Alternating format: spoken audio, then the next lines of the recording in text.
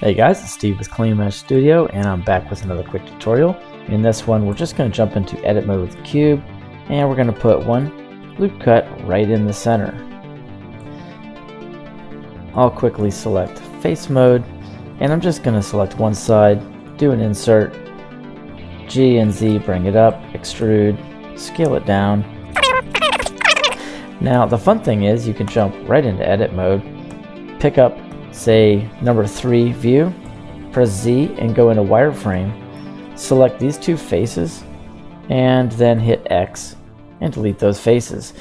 Now you can jump right back out, go over to solid mode with the Z button, come over and let's add our favorite little mirror modifier. We can just turn on the Y-axis because that's where it's at. So now you won't see the cage over here unless you click the on cage.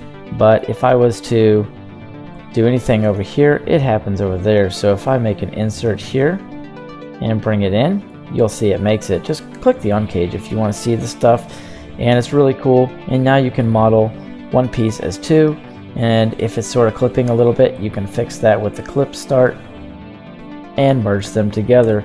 Enjoy and have fun modeling. Don't forget to apply that modifier when you're done.